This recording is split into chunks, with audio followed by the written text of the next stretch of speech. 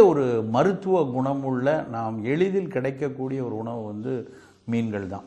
மீன்களில் இன்றைக்கு தான் நிறைய ஆய்வுகளில் ஒவ்வொரு மீனை பற்றி கருத்துக்கள் நிறைய வந்துகிட்டு இருக்கு.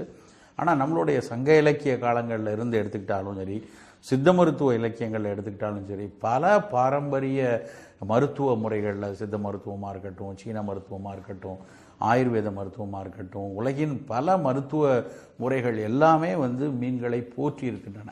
எந்த மீன் எடுக்கணும், அதுலேயும் நிறைய கருத்து வேறுபாடுகள் இன்றைய நவீன அறிவியலோடு கொஞ்சம் முரண்படக்கூடிய விஷயங்கள்லாம் இருந்தால் கூட ஒட்டுமொத்தமாக மீன்கள் ஒரு சிறப்பான உணவுகள்ங்கிறதுல எந்த ஒரு மாற்று கருத்தும் பாரம்பரிய மருத்துவத்தில் இல்லை. அந்த அடிப்படையில் இன்றைக்கி நம்ம நிறைய நவீன உணவு அறிவியலில் படிக்கிறோம். மீன்கள், அதுவும் குறிப்பாக அந்த சல்மான் ஃபிஷ், டூனா ஃபிஷ் பற்றிலாம் உலக அரங்கில் ஏகப்பட்ட ஆராய்ச்சிகள் பண்ணியிருக்காங்க. இப்போ நம்ம எல்லாருக்குமே குழந்தைகளை ரொம்ப புத்திசாலி குழந்தைகளாக இருக்கணும், நோய் எதிர்ப்பாற்றல் இல்லை நிறைய இருந்து காய்ச்சல் சளியெல்லாம் அடிக்கடி வராத குழந்தைகளாக இருக்கணுங்கிறது தான் நிறைய பேரோட ஆசை.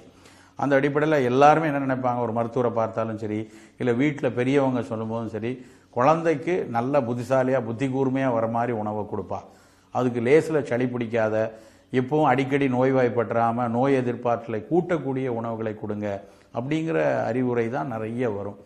அந்த ரெண்டையும் செய்யக்கூடிய ஒரு உணவு என்னன்னு பார்த்தீங்கன்னா மீன் தான். பொதுவாக நம்மளுடைய நோய் எதிர்ப்பாற்றல் நல்லா இருக்கணும் அப்படின்னா நமக்கு நிறைய புரதச்சத்துள்ள உணவுகள் கிடைச்சிட்டே இருக்கணும். புரதம் தான் நம்மளுடைய பாடியுடைய மசிலையும் நம்மளுடைய தசை பகுதிகளை வலுப்படுத்துறதும். அதுதான் நம்ம உடம்புல ஒரு தொற்று கிருமி உள்ள வருது, இல்லை ஒவ்வாமை கொடுக்கக்கூடிய ஒரு ரசாயன கூறுகள் உள்ள வருதுன்னா அதை விலக்கக்கூடிய ஆற்றல், அதை முழுமையாக எதிர்த்து நம்ம உடலை மீட்டெடுக்கக்கூடிய தன்மை நம்மளுடைய உடம்புல இருக்கக்கூடிய இன்பில்ட் இம்யூன் சிஸ்டம் தான். அந்த இம்யூன் சிஸ்டத்தை நம்மளுடைய அமினோ ஆசிட், நம்ம சாப்பிடக்கூடிய புரதங்களிலிருந்து எடுக்கக்கூடிய அமினோ அமிலங்கள் தான் கட்டமைச்சு கொண்டு வருது. அப்போ எந்த குழந்தை நல்ல புரத உணவுகளை எடுத்துக்கிட்டு இருக்கோ அந்த குழந்தைக்கு இயல்பாகவே வெளியிலிருந்து வரக்கூடிய சவால்களை எதிர்த்து நிற்கக்கூடிய, குறிப்பாக தொற்று கிருமிகளை எதிர்த்து நிற்கக்கூடிய தன்மை கிடைச்சிடும். அந்த அடிப்படையில் மீன்கள் இந்த புரதங்களுக்கான மிகச்சிறந்த ஒரு தேர்வுங்களாம். எப்படி ஒரு வேகன் ஃபுட்டுன்னு சொல்லக்கூடிய வெஜிடேரியன் ஃபுட்டில் புரதங்களில் நிறையா பாசிப்பருப்பு, கீரைகள், பருப்பு வகைகள் மிகச்சிறப்பாக கருதப்படுகிறதோ அதற்கு இணையான தன்மை மீன்களுக்கு இருக்குது. மரபு ரீதியாக பல நெடுங்காலமாக நம்ம மீன்கள் சாப்பிட்டுட்டு வரக்கூடிய மக்கள், அந்த மீன்கள், அந்த வீட்டு குழந்தைகள் கண்டிப்பாக மீன்கள் நம்ம எடுத்து தான் ஆகணும். நம்ம அதை தவிர்க்கிறது வேண்டாம், அந்த மீன் நம்ம எடுக்க வேண்டாம்னு நினச்சோன்னா புரதங்கள் குறையிறதுக்கு வாய்ப்பு உண்டு. அது மட்டும் இல்லாமல் இந்த மீன்களை சாப்பிடும் பொழுது இன்னொரு மிக முக்கியமான பயன் என்ன கிடைக்குது அப்படின்னு இன்றைய அறிவியல் சொல்லுது அப்படின்னா, ஒமேகா 3, ஒமேகா 6 அப்படிங்கிற கொழுப்பு அமிலங்கள் மீன்களில் இருந்து தான் கிடைக்குது.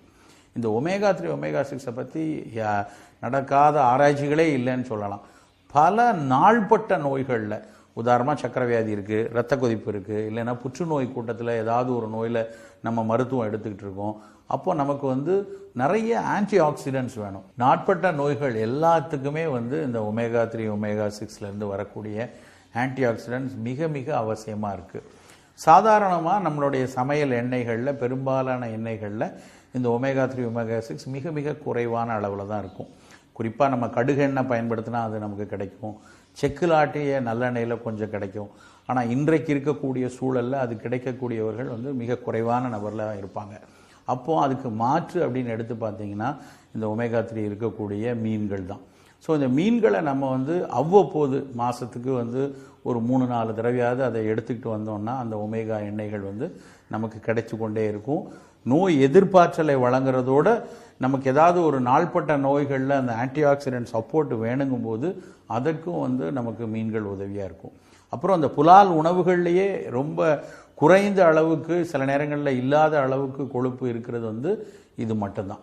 அப்போது நம்ம கொழுப்பை தவிர்க்க வேண்டிய சூழலில், உடல் எடை அதிகமாக இருக்குது, இல்லைன்னா இரத்த கொதிப்பு உடல் எடையினால் அதிகமாக இருக்குது, இல்லைன்னா மாரடைப்பு வரக்கூடிய மக்களாக இருக்காங்க, அப்படிங்கும்போது புலால் உணவுகளில் மீன்கள் மிகச்சிறந்த ஒரு தேர்வாக இருக்கும். இது மட்டும் இல்லை, மீன்கள் குழந்தைகளுக்கு எவ்வளோ தூரம் நல்லதோ அதே மாதிரி கர்ப்பிணி பெண்களுக்கும் பாலூட்டக்கூடிய மக்களுக்கும் மிக மிக அவசியமான ஒன்று. அதுவும் குறிப்பாக பாலூட்டக்கூடிய மகளிருக்கு அதிக புரதச்சத்து வேணும். இன்னொன்று, தாய்ப்பாலை அதிகமாக சுரக்க வைக்கக்கூடிய தன்மை வந்து மீன்களுக்கு உண்டு. அதுலேயும் குறிப்பாக வந்து சுறா புட்டு அப்படின்னு சொல்லுவாங்க. சுறா மீன்லேருந்து செய்யக்கூடிய புட்டுன்னா அதனுடைய சதை பகுதியை நல்லா வேக வைத்து இடித்து கொடுக்கக்கூடிய, அது புட்டு மோரி எப்படி வந்து ஒரு அரிசி மாவு புட்டு இருக்கோ அது மாதிரி அது சமைத்ததுக்கப்புறம் மாறதுனால அதுக்கு சுறா புட்டுன்னு பேர். அந்த சுறா புட்டு வந்து ஒவ்வொரு பாலூட்டக்கூடிய தாய்மார்களும் வந்து வாரத்துக்கு 2 நாள் 3 நாள் அதை எடுத்துக்கொண்டே வரலாம். இது தவிர ஒரு விஷயம் நம்ம கவனமாக வச்சுக்க வேண்டியது என்னன்னா, இது எல்லோருக்கும் ஏற்றுக்கொள்றதா அப்படின்னு பார்த்தீங்கன்னா, இதனுடைய அதிகபட்ச புரதங்களும் நோய் எதிர்ப்பாற்றலை தூண்டக்கூடிய ஒரு விஷயமுமே ஒரு சில நோய்களுக்கு நல்லதில்லை. அதனால தான் பத்தியத்தில் சில இடங்களில் மீன்களை தவிர்க்க சொல்லுவாங்க.